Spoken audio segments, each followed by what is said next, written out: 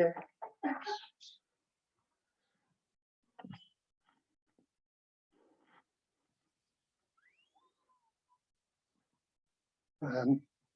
Oh, do it. Not.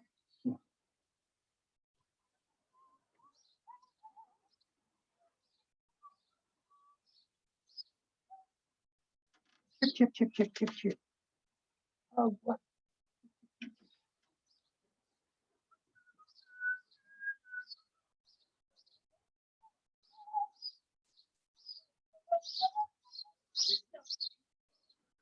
£8:15. Simon and I will be up at past. I can hear you without the microphone.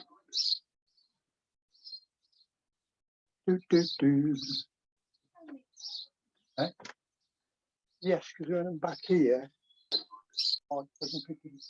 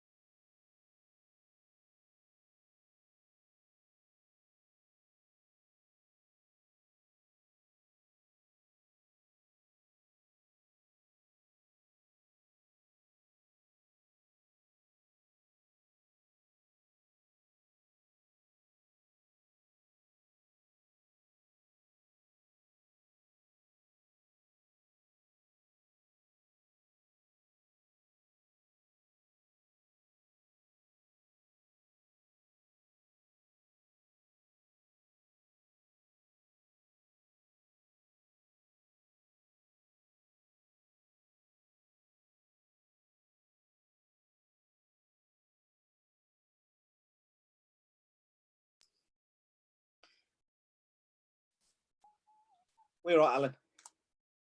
Yeah. Cool. Okay, brilliant. I'm just got a picture on the screen at the moment, just saying that the broadcast starts at 8:50. Yeah. So that's going out at the moment. We're on YouTube now as well. All gold, right? So that's going out there too. I'm just going. That's too technical for me. Back up. I'm sure it's not. Where are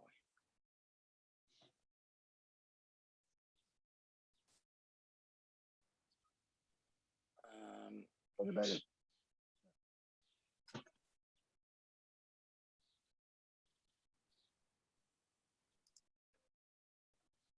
Okay, so what I'm going to do just for a couple of minutes is just knock our camera and microphones off, so people just know that we're here. Yeah, they can't see or hear us just at the moment, and then I'll be back in a couple of minutes and we'll switch. Okay. On. All right, okay. So I'm going to mute us off, and I'm just going to get rid of our cameras.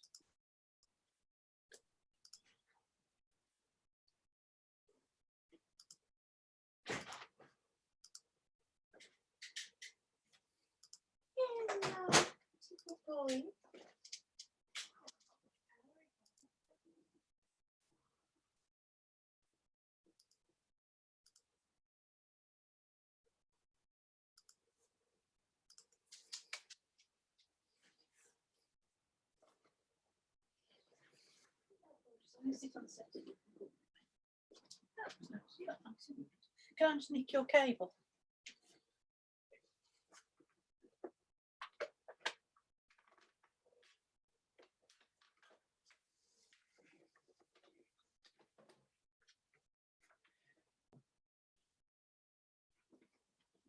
Does that owl look like Alan?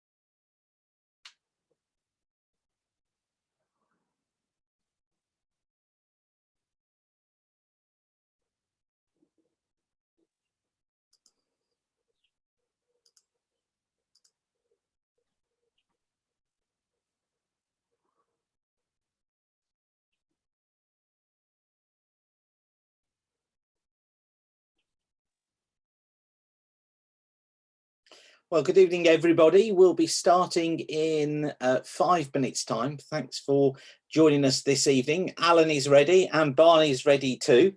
Alan, could you just turn your video back on? Yep, I just have. Brilliant. Okay, thank you very much. Let's just see if Hopefully. we can. Let's have a look, see if we can see both of you. Bear with me just a second. That's it. There we go. Got you. How's that? That's pretty perfect to me. Excellent. And there you are. You're going on your holiday, son? Both of you. Do you like it? Especially for you, this. Why not, eh? You've got to do something to brighten it up now that now the sun's gone in and it's gone cloudy. Yes. We've got to do something. Okay, everybody will be with you in a few minutes' time, so we'll be back with you in just a moment. In the meantime, I'm going to leave the camera on and you can watch Barney for a bit and watch his antics.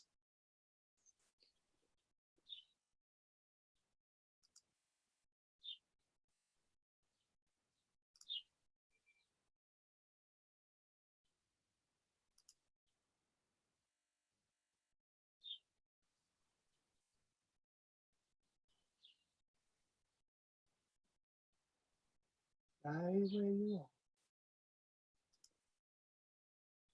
Wait. Chip. Wait. Take him down.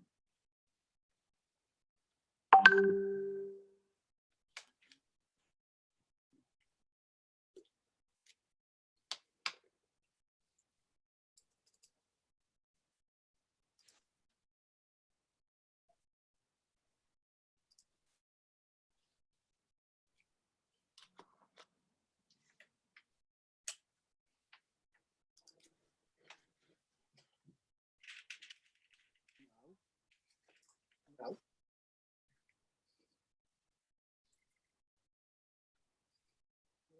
You're gonna get.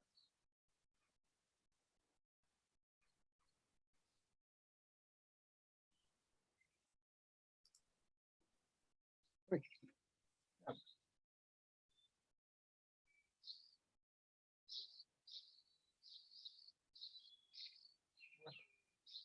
Oh. Come here. Alan? Yes. Could you just check for me? I think your audio's gone. Pardon? Just check on your computer. Is it muted? No,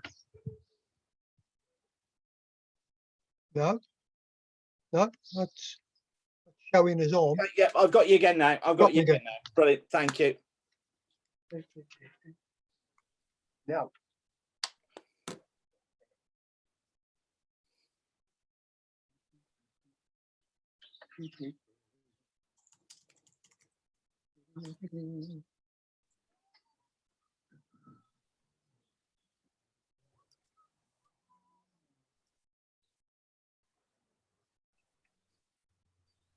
Okay, everybody, nice to see you all this evening. We'll get going in just 1 minute or 2 minutes time. Now, as always, you can ask questions on YouTube as well. Just pop your questions in the chat box on YouTube and we'll get them across to Alan for you as we go through tonight's meeting. And hello to everybody who's joined us. Hi, Adam. Hi, Linda. Hi, Simon.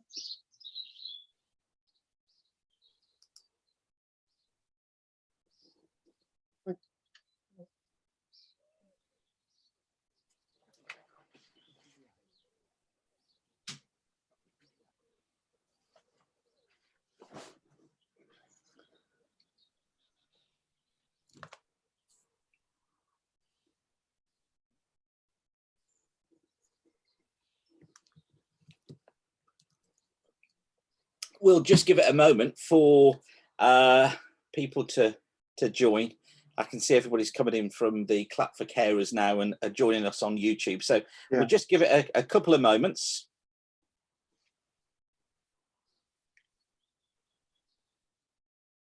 And then we'll be there. For those of you that don't know, who are perhaps new to the society, welcome along. You're more than welcome to join us for our virtual meetings, the things we're having to do. We meet as a society every month, and we have a whole range of speakers, ranging from science to history to natural history to literature, a whole range of speakers come along. It's £10 to join us for the whole year, and that gives you access to all of our meetings. We usually get between about 40 and 70 to each of our meetings every month, and Alan's a good friend of the society and has spoken to us on a few occasions, so I'm really grateful for him to join us again this evening. We normally meet at Wombourne Community Centre, which is the library building, but I've got a feeling from now on we'll be broadcasting our meetings as well, even when we can get back together physically, because we are having people now joining us from all around the world as well, and watching our meetings. So I think things are going to change going forwards. So I can see that we've still got people joining us on YouTube, which is great. I think we'll probably get going because we're 17 minutes past 8 now. So welcome along to this rather special evening. You can see we've got 3 guests with us this evening, who I'll introduce in just a moment. The star of the show, though, there, of course, is without doubt. You can see him. He's looking resplendent. No, not Alan. Barney. Oh, I thought you were on about me, Simon. Look, we'll come to you in a bit. Right, just before we get going, a few parish notices for you, and for society members. The Facebook page, our Facebook page, do a search on Facebook at Wombourne Scientific Society. That's been updated regularly now, and we're posting on other meetings that other groups are hosting as well that you can join in with. And as well as that, our member John Smith is posting on there astronomy notes as well every month. So what to look for in the night sky, what we can see easily, mostly with the naked eye, and John's doing his snippets on there, so I'm really grateful for John for doing that. If anyone else has got any ideas about what they would like to perhaps post on the Facebook page, do let me know, because anything that's interesting, anything little snippets, let's get it on there and we can keep ourselves together as a community. The Scientific Society Council are now meeting by Zoom every month, so things continue to progress, and we're putting together a program of talks initially, of course, that are going to be virtual, but also we're working on our program of talks for next year, although as with everything, it's uncertain the way that's going to operate next year. So for now, the talks are virtually, and we'll try and let you know as far in advance as we possibly can when they're going to take place. They are going to take place on the same night as the usual society meetings, but we're having to swap and change some speakers around. So we will let you know via the society Facebook page when who is going to be speaking at the meeting, although, as I say, the dates will probably stay the same. I think they will stay the same. Now, as well, we had presented to us the accounts which have been sent around to all of you, because, of course, we couldn't do the AGM. So you've all seen the accounts. Sue very kindly got those over to the accountant and the auditor, and they've all been signed off now. So they're all approved and they're all signed off too. Yeah, and I think the rule is, if you can just tell as many people as you possibly can about us, if you can subscribe to us as well here on the Society YouTube channel, that would be great, because then you'll get notified as to when we're going live with broadcasts such as this. And it also helps us as well with YouTube in the search rankings, and it helps us too because it means that we can get a more friendly YouTube web address. So if you can subscribe, that would be absolutely superb. And I think that's just about it. I hope you've been enjoying the sunshine today. Wasn't it glorious? Bit of a difference coming through tonight, though, with an Atlantic storm coming in to the west of Scotland. So that's going to change things over the next few days. But it'll be dramatic, as it always is. I don't know how owls cope with wind. But without further ado, let me introduce Alan Peace to you. And Alan will introduce you to the owls in just a moment. As I say, Alan is a great friend of the society. You'll know, if you've been a member for a while, that Alan has been a few times and spoken to us, and he's always fascinating. Alan's depth of knowledge about his animals and about the various walks that he does, and the amazing amounts of money he raises for charity are endlessly fascinating. But tonight, Alan's going to be talking about the barn owl, Britain's silent killer. So without further ado, let me introduce you to Alan, who's going to introduce us to his owls.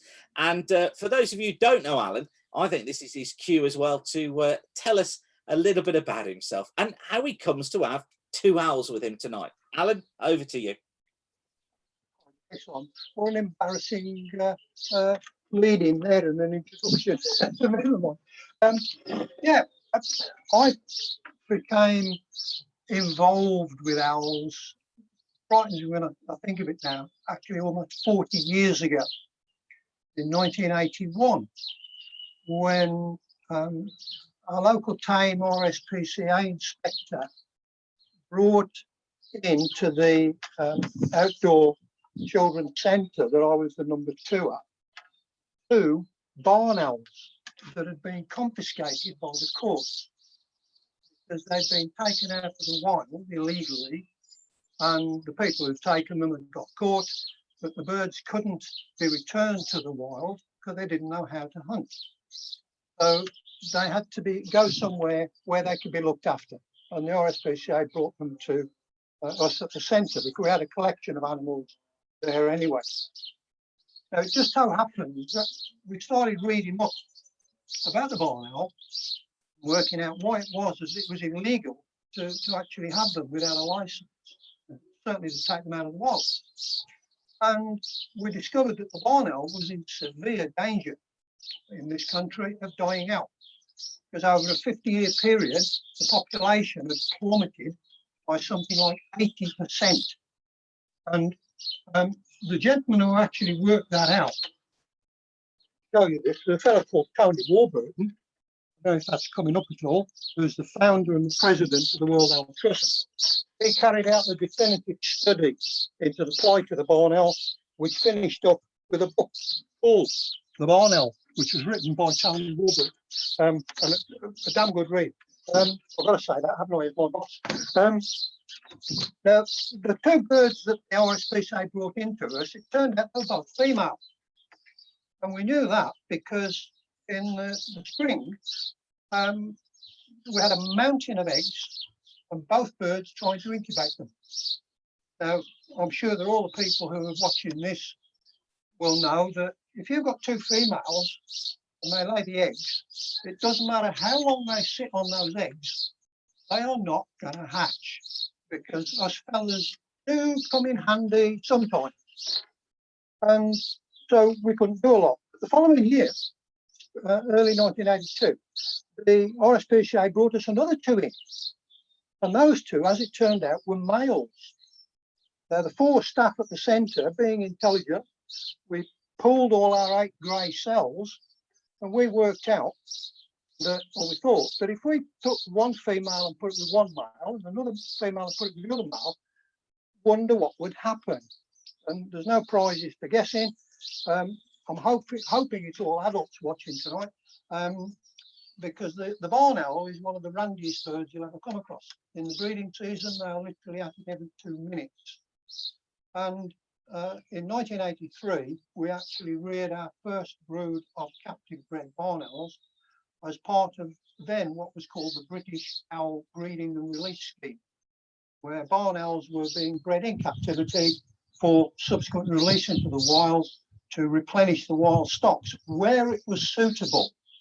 And obviously one of the biggest problems that was causing the demise of the barn owl was habitat loss.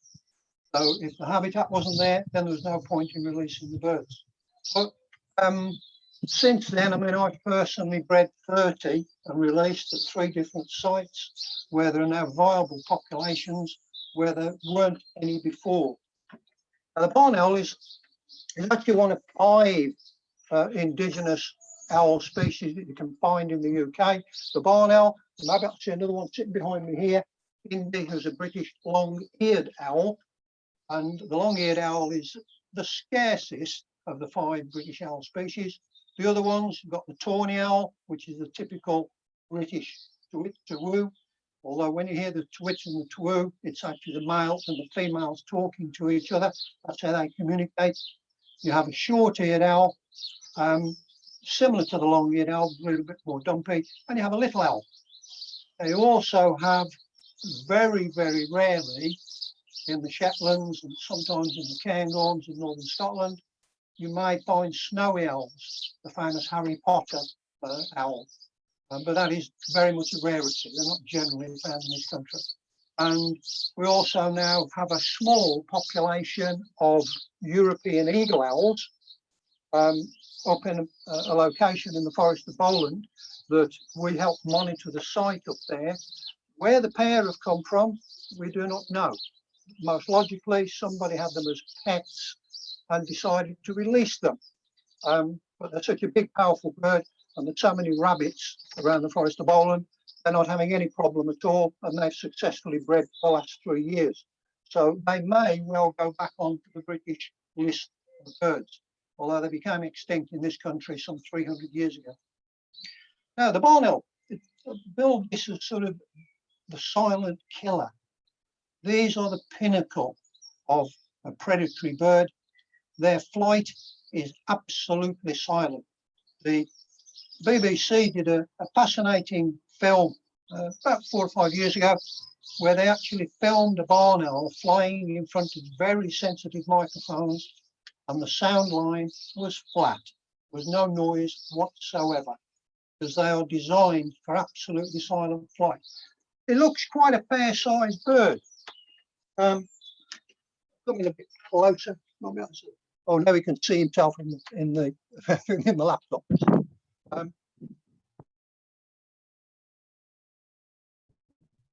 It's good, but it's actually nearly all feathers. If you were to pluck him, you wouldn't have enough meat to make an owl burger.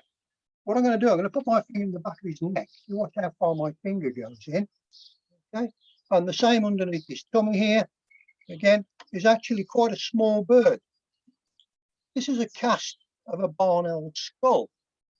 And you look at this and you compare it to the bird, and well, hang on, that's out of all proportion. They're actually quite a small brain birds. Owls have the image of being intelligent. They're not absolutely thick. They're as thick as 2 short planks.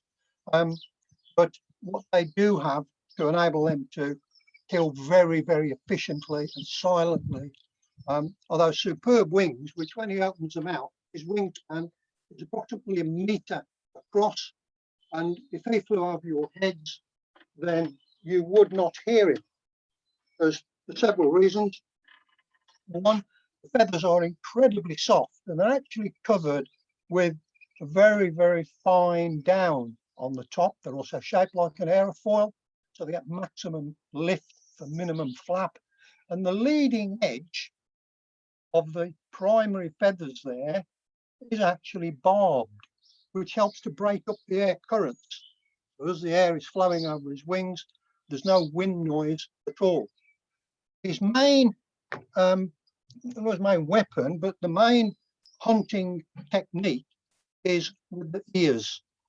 Whilst owls do have very, very good eyesight, it's actually the ears, and the ears are tucked in behind that ring of feathers there around his face, which acts like a television receiver dish and channels the sound into the ears.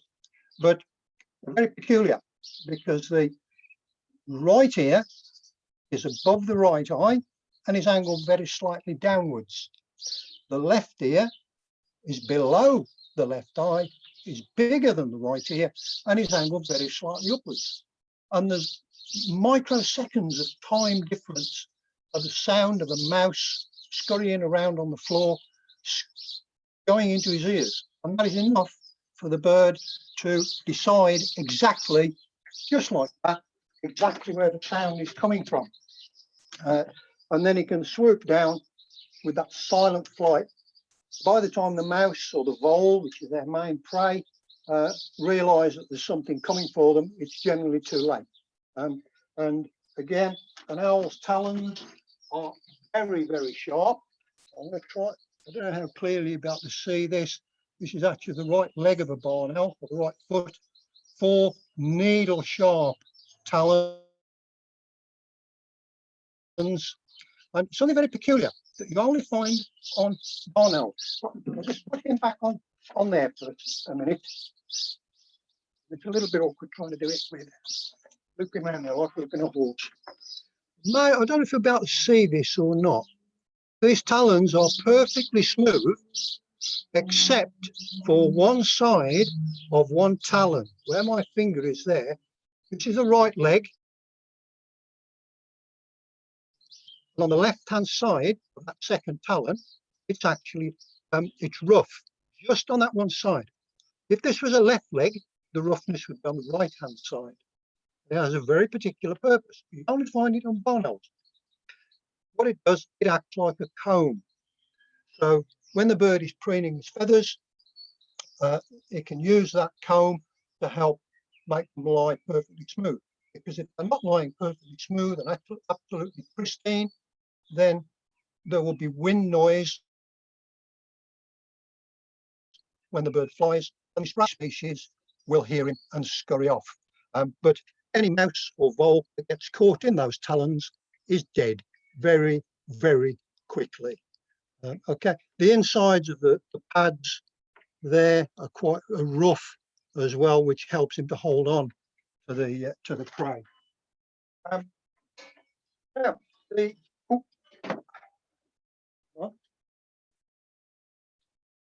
one thing that children quite often ask is, what do owls eat? Obviously, most owls in the wild eat shrews, mice, small rodents. In captivity, it's the unpleasant bit, they're fed on these day-old cockerels that we buy. I buy 20,000 of these at a time. As the World Owl Trust, we actually hold 180 owls of 52 different species. Everything from the smallest in the world, which is actually a little bit smaller, or just about the same size as this day-old cockerel, to the biggest in the world, which is the European eagle owl, which has a 2-meter wingspan, and everything in between. Some of our birds, we hold hundreds of species in captivity in the world. And what the Owl Trust does, as it says on the board at the back of me there, we actually are a Noah's Ark for owls. We're a safety net. We don't, we're not a falconry centre. We don't sell owls. We've never sold an owl. Or we don't do posh flying displays. Most of our work is education and conservation. And if we breed endangered owls, they go either for release in the countries where they may be, or they'll go to other collections to widen the gene pool. One of our greatest successes, in actual fact, is this one, Philippine eagle owl. As the name suggests, it's only found in the Philippines. And a quarter of a century ago, that particular species of owl was down to approximately 200 birds, which is like that far from extinction. We sponsored in full cooperation with the Philippine government and the conservationists over there. We sponsored and began a captive breeding program allied to habitat restoration. Again, was the biggest single problem. And the population count last year, which obviously is the latest one we've got so far, the population was reckoned to be almost 390. We've almost doubled the population, but that's taken 25 years to achieve that. It's a long, slow process. But if we hadn't have done that, that species of owl would never be extinct. Simple as that. And as harsh as that. And you don't come back from extinction. You've gone, you've gone, and that's the end of the story. Now, say our founder, Tony Warburton, who began this British owl breeding and release scheme, he was the one who identified the problem with the barn owl in particular. But it was realised that many different species of owls had problems all around the world. And eventually we morphed into the World Owl Trust. I first met him in 1980. He's the owl guru, and what he doesn't know about owls is not worth knowing. And I've been allied to ever since when Debbie and I got married. The other bird that we've got up here, this one who's sort of dozing off, bring him a bit closer. So this is Indy, who is a British long-eared owl, and it's pretty obvious why it's called the long-eared owl. Come here. Come on. All right. Hold on. Come here, see? There you go. All right. That's better. He's got them down a little bit at the moment. Oh, they're coming up now. See those tufts on the top of his head? That's why it's called a long-eared owl. And if he turns and faces the look, you may see the difference in the eyes of this one to the barn owl. You may look this way. Yeah, you possibly see there now, he has an orange ring around his eyes.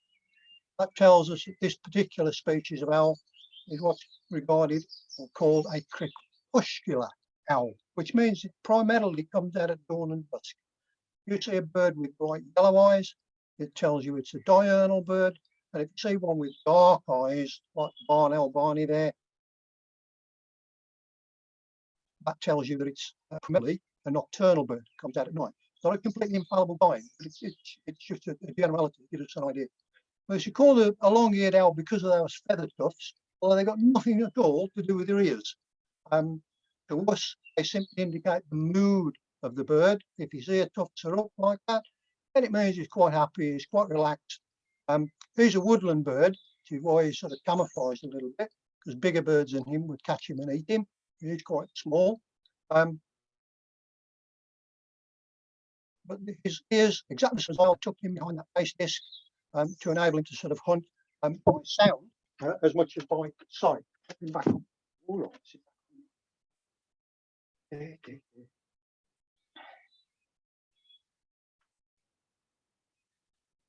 You want there. Now going back to the barn owl, which is the prime reason for tonight. We mentioned about their eyes and some very peculiar eyes. They are fixed in a socket. They can't move their eyes in the same way as we can in order to look up and down or left to right. But what they can do that we can't is they can orientate their head horizontally through 270 degrees, 3/4 of a circle.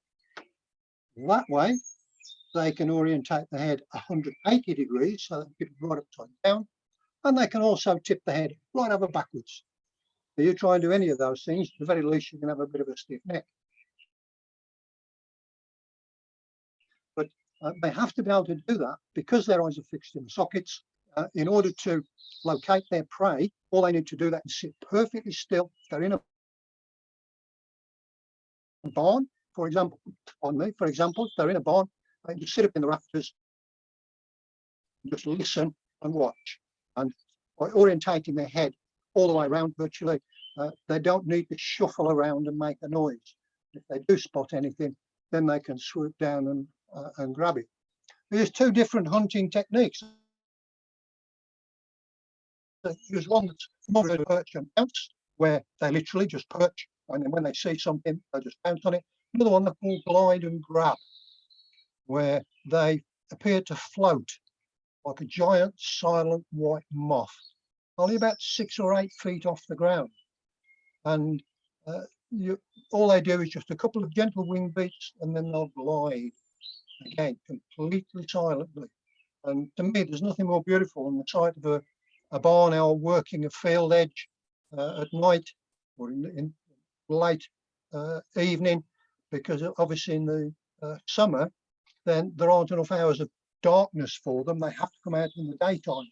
I was fortunate enough to spend a week at the Minsmere RSPB reserve over in Suffolk last year, and spent every night watching a barn owl hunting, which was great. And in the space of 20 minutes, we watched him make 3 successful short-tail vole kills and take the prey straight back to the barn where he was evidently got youngsters. Yeah, that's something else. With only the female incubates the eggs, and it takes approximately 33 days for the barn owl egg to hatch.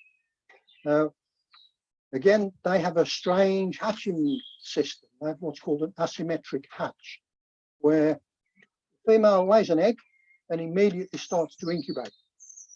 2 days later, she'll lay a second egg and carry on incubating, and so on, until she's got however many eggs she wants to have. That is dictated to by the availability of food. If food is in short supply, then they might only lay 2 or 3 eggs. If there's plenty of voles around, then they may lay anything up to 10 or even 11, which is the highest number ever recorded. Now that obviously means that since each egg takes 33 days, the first egg is going to hatch 2 days before the second one, that 2 days before the third one, and so on. And if while the female is incubating, she doesn't come off the nest. She stays there all the time. And so a barn owl nest is the most revolting place you could ever possibly go to. It really does stink to high.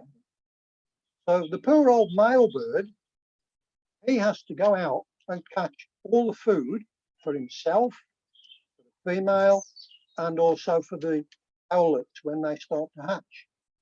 And if they've got say 6 youngsters, he will have to catch something in the region of 2,000 prey items in order to feed them all. Now, if food was in short supply and he had only managed to catch, say, enough to feed 3 of the birds, and they did what we might do, which is share it out between everybody, all that would happen is they would all die. So what happens in reality is only the biggest and the strongest get fed. The smallest ones, the little weak ones, unfortunately, they get eaten. Cannibalism is rife with owls. I've had them even in captivity when we've put in food wholesale, and we've still had cannibalism take place where the elder owlets have eaten their younger siblings. Because they're hungry, it's just instinctive. It's nature. Nature is not a soft, fluffy place. It's a very hard, cruel world out there. Barney in particular, Indy is one of our own birds that we bred and has been reared as a lecture bird. We've got 5 lecture birds altogether. But Barney is not one of our own birds. He's actually a rescue bird. He is 8 years old, and he has a unique identification number ring around his left leg there. And I picked him up starving 4 years ago on Gospel End Golf Course, not a million miles away from here. And the registered owner, when he was contacted by the Central Bird Register, he told them some cock and bull story about it sold the bird to somebody in Wales, but it's not a homing pigeon. It hadn't flown back from Wales to a point a mile from where it was registered as living. So the Central Register didn't want the bird to go back to him. They asked us to keep it, and it was re-registered to the World Owl Trust. But it is lost because he's a stunning bird and he's so friendly. He's probably the friendliest barn owl I've ever had. He doesn't have an ounce of malice in him. Gavin Williamson, our MP, he's one of the patrons for the World Owl Trust, and we've actually got pictures of Barney sitting on Gavin's bare hand because he doesn't use his talons at all. I mean, I'm wearing a falconry glove here just for comfort, because even though he doesn't use them, they're still very sharp, to say the least. But he will live until in captivity. All being well, he should make 20. In the wild, most barn owls die in the first year because they have to learn how to hunt. And one of the things with them, they've got no body fat to exist on. They can only survive at the very most a week. At the end of a week, they are dead from starvation. They have to eat almost every day. But one of the biggest problems for the barn owl is the fact that their feathers are not waterproof. So if you get prolonged periods of wet weather, they can't hunt because they can't fly. The feathers become waterlogged. quite a fair number of barn owls will drown in cattle troughs. They'll go into a cattle trough to have a bath, get waterlogged and can't get out again. The remedy for that obviously is very, very simple, because all it needs is a simple ramp putting in a water trough. So any birds like that can walk out without any problem. I mentioned at the start that these birds were in danger of dying out. And the main reasons: one, habitat loss, hedgerows being grubbed out, and so to make bigger fields, so it's more efficient for bigger farming machinery. The use of pesticides, getting into the food chain, where obviously the farmers spray the crops with pesticides, then along come the mice and the voles and the rats and eat some of the crops that the farmer has sprayed. They take the poison in. Then along comes the barn owl and eats the mouse that has eaten the crops that's got poison on it. And the poison builds up in the barn owl system. And one of two things generally seems to happen. It either renders the birds infertile, or it causes a calcium deficiency, so that any eggs that they lay are so thin shelled that they crack, or they have no shells at all. They do need the calcium to enable them to make eggshells. Some get shot, might be illegal, but it'll happen. Some will get hit by cars. In this day and age, again, that's a major cause of mortality with barn owls, because of the way they hunt, because they fly so low. And again, I said at the outset, whilst they are owls are supposedly intelligent, they're pretty thick. Most birds, when they take off, if they're on a perch somewhere and they take off, they'll fly upwards. Not a barn owl.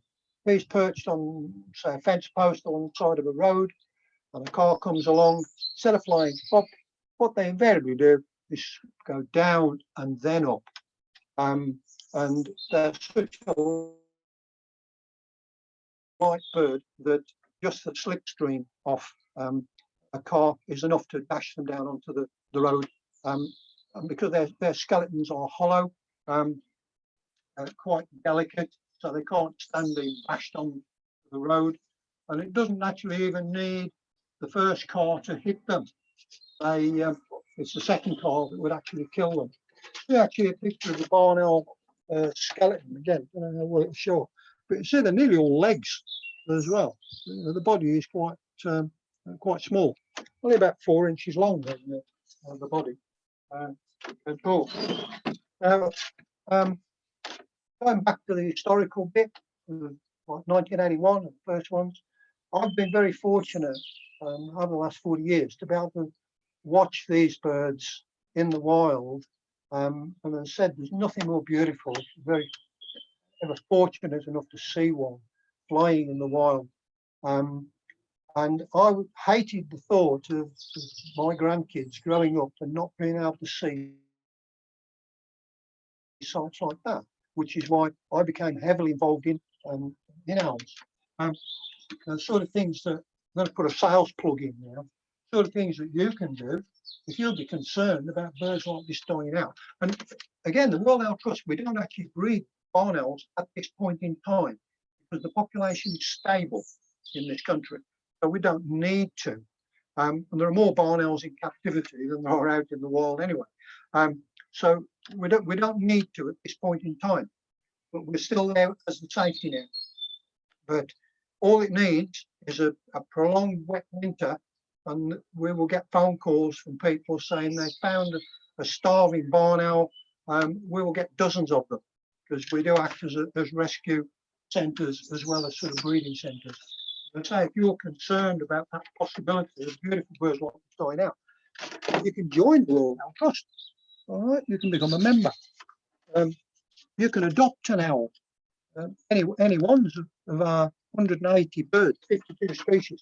There's something like 208 different species of owl around the world. We hold 52 of them. So we've got a quarter of the world's species population. And if you join as a member, you get a nice magazine periodically that comes out, gets sent to members, all about owls. the picture on this cover is actually of a spectacle owl. Our spectacle owls at the moment are down at Bird World at Farnham in Surrey, because various centres are holding birds for us, because our old centre, which is up in Cumbria, we had to vacate the premises there, unfortunately, and we're in the process of establishing a new centre.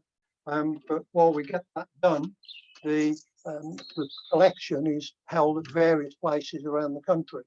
Some of them, which when it's open you can actually see them, are up at Penkridge. I've got 40 of the Owl Trust birds up there at Rodbaston Agricultural College, where they're used as a teaching aid as much as anything. And at the moment up there we've got 3-week-old African spotted eagle owl owlets. I've got Tengmarm's owls, which are very small ones, on eggs. We've got Pharaoh's eagle owls that are on eggs, but we don't know yet if they're fertile or not. Our Pharaohs, obviously, are a desert owl. They're given to us by a sheikh from Saudi Arabia as well. And the World Owl Trust, because of our reputation, there's a magazine published in America called Owl Eye, and the editor actually came over from Chicago a couple of years ago to see our birds because of our reputation. And when she went back to Chicago, the next issue of this very flashy colour magazine had got 7 pages devoted to the work of the World Owl Trust. Publicity like that we couldn't buy. We couldn't afford to. We're a charity. We don't get any sort of funding from anywhere other than what we can raise, either by lectures, by sales stuff out of our, we sell loads of owly stuff in our online shop, and also we've got a small shop at the offices up in Bootle in Cumbria, with what we can raise, by going out to schools and the like. But of course, all that at this point in time is all on hold, but we still have to feed all the owls. So we're going to appeal out at the moment to try and raise £5,000, which is what it costs us to feed all the birds for a year. I mean, the birds will be fed one way or another, but if you feel like helping in that, all you need to do is go on to you go on to owls.org.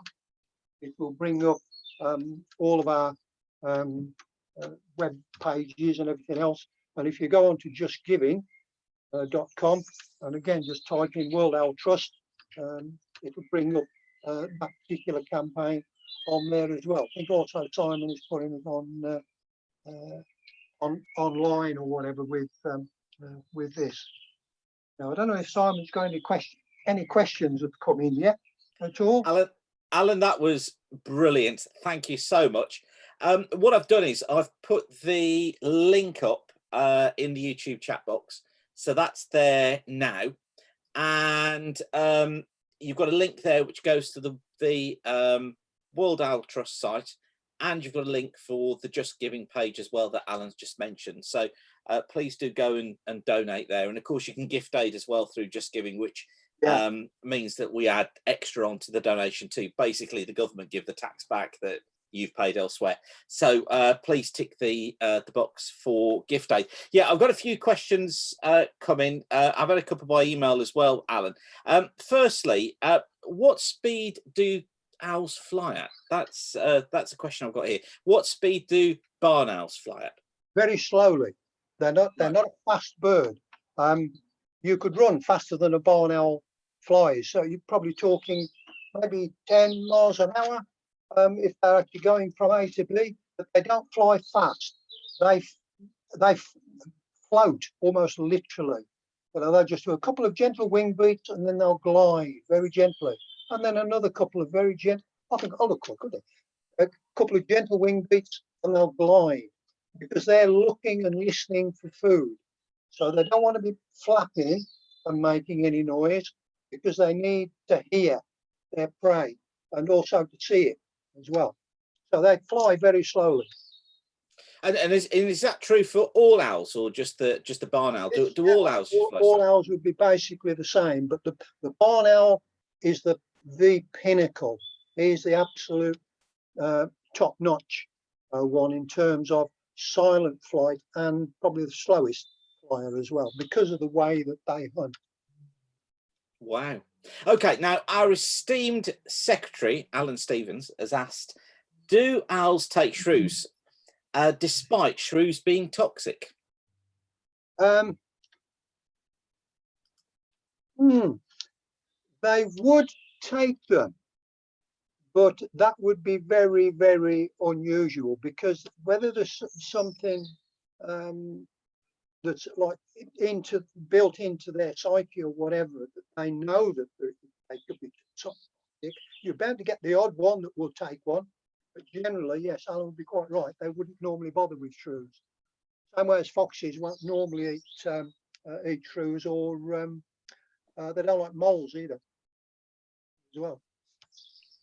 Oh right, so they'll know then, so they'll spit them out. Yeah, yeah, they should certainly they should do. The odd one might take them, but that would be a rarity. Wow. Mention there sort of foxes and moles. I mean, when I used to do mole trapping, the number of times I had foxes pull mole traps with a mole in out, and they carry it off, but then they just leave it. They didn't bother eating it. Whether what the taste is with that, I don't know. Wow. And will Barney take anything else? I mean, obviously he's in captivity, so Well, can he still hunt? Can he still do it? Yeah. Now this is an interesting one for me as well. He's captive bred. He was bred in Walsall in 2012. I know what his parentage was. He's been hand reared, and in theory, captive bred barn owls don't know how to hunt. He hasn't read that book because I know that in his flight here at home, bearing in mind the fact that both of these birds are fed, so they don't have to hunt. We get the occasional sparrow will go in, or whatever, robins will go into their flight. They just sit there and look at them. But I went into his flight one morning and there was a sparrow's head on his feed board. So he'd evidently caught that and eaten it. I was going up to a show up at Cannock last year. And as he always does, if we're going off to a show, when owls eat their prey, they eat all of it. Bones, claws, feathers, fur, everything goes down. Inside the bird's stomach, the juices strip all the meat off and leave behind the indigestible parts, bones, feather stubs, and roughly 12 hours after they've eaten, they will regurgitate a pellet with all the indigestible remains in. And I got to this show at Cannock, and as he always does, he cast a pellet in his carrying box. And I thought that pellet was a bit unusual because it was almost black. And his pellets normally, because of what they are fed, are usually a buff colour. So I dissected it in front of people at the show, and inside it was a mouse's skull. So at some time during the night, a suicidal mouse had gone into his flight and he'd had it.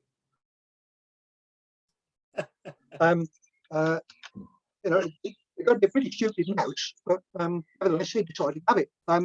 One that did upset me with him, again, I went into his flight one morning. I always go into him first thing in the morning, and on his feed table was a pair of frog's legs, back legs of a frog.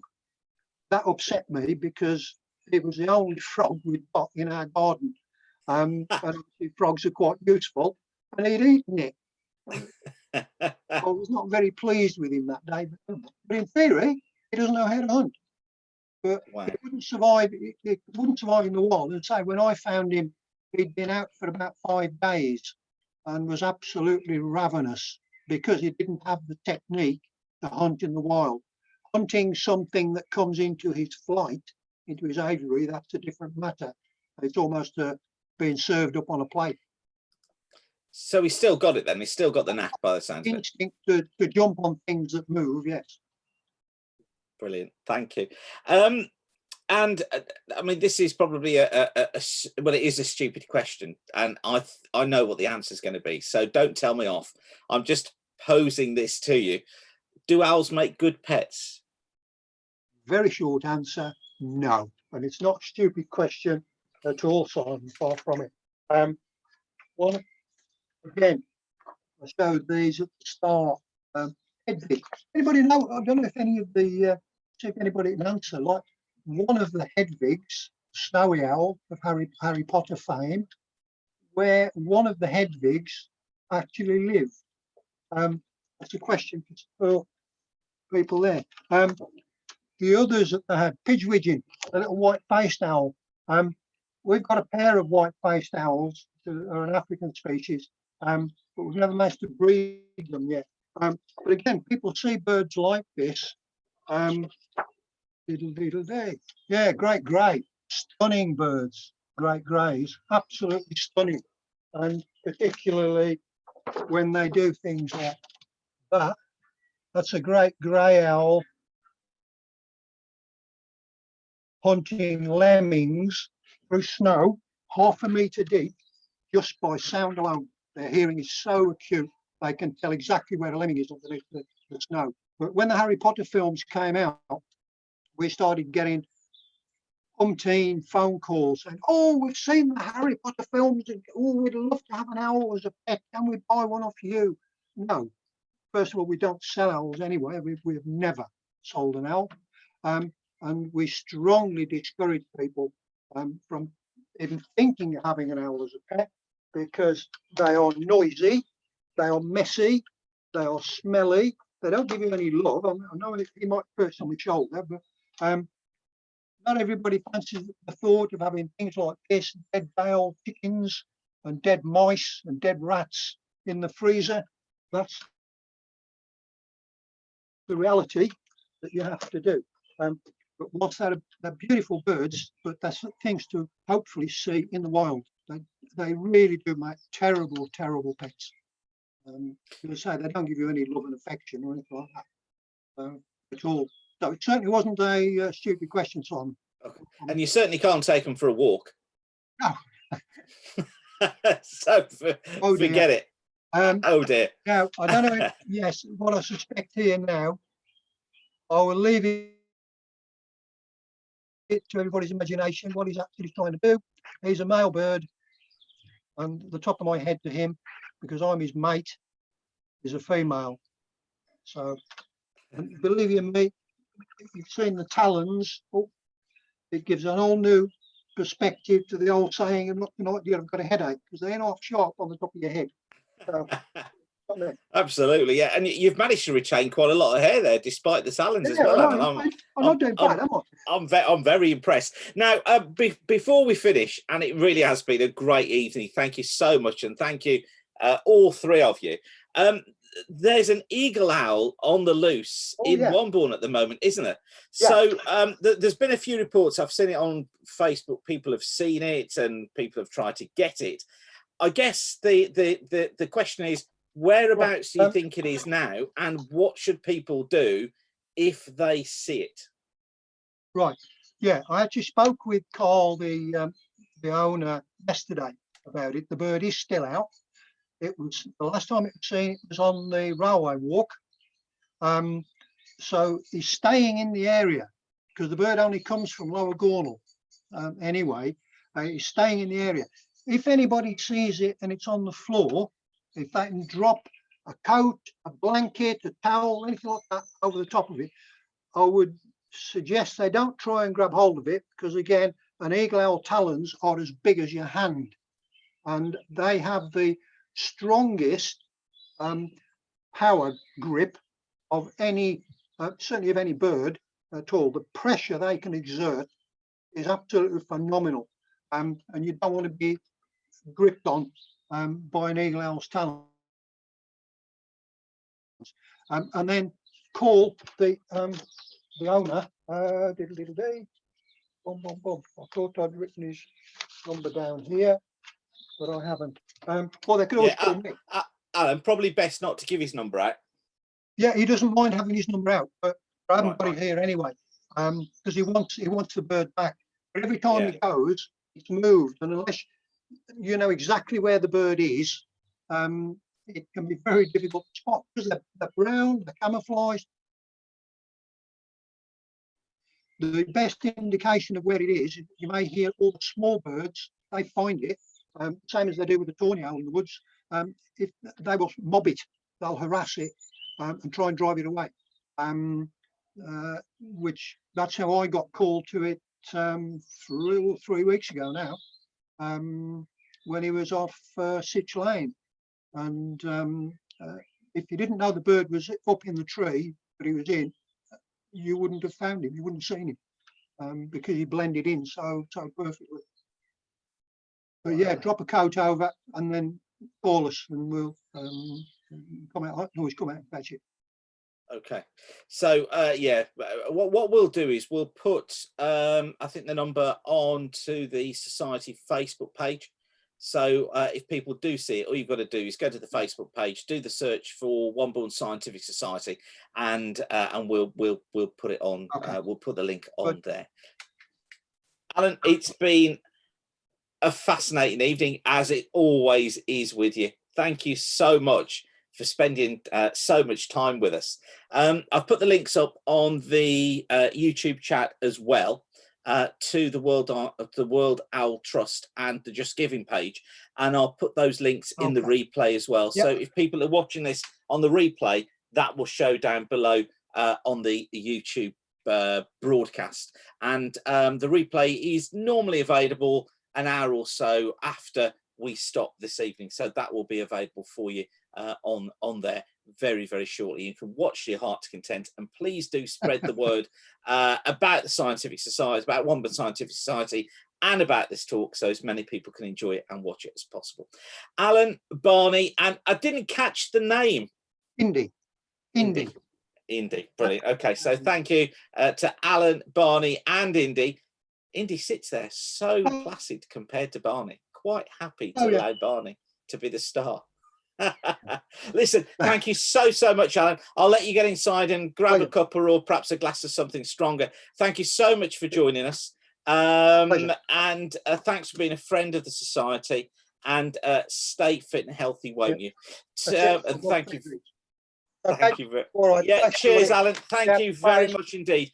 And to everybody else, our next meeting is on the 18th of June. We'll confirm the speaker with you via the Facebook page. If you subscribe to us on YouTube, then you'll get notified when we're going live there as well. So thank you for joining us this evening. Thank you again to Alan, Barney, and Indy, and we look forward to seeing you very, very soon. Thanks again. Oh, wow. Yeah, okay. So we'll leave on the snack, on Barney just having his evening snack. He's been very good, hasn't he? He's sat there very patient while that food was there. Let's just watch and see what happens. Because this is not his normal location, he's more interested in what's going on around him, you know, so than actually eating his supper. So is he going to hold on to it for a bit? Yeah. All that he let you have it, Dad. No. All right. Wow, brilliant. All right, listen, Alan, thank you so much. Thank you to everybody for joining us. Thanks, Alan, Barney, and Indy, and we'll see you on the 18th of June. And thank you, Barney. Bye, everybody. Thanks for joining us. Good night. Stay healthy.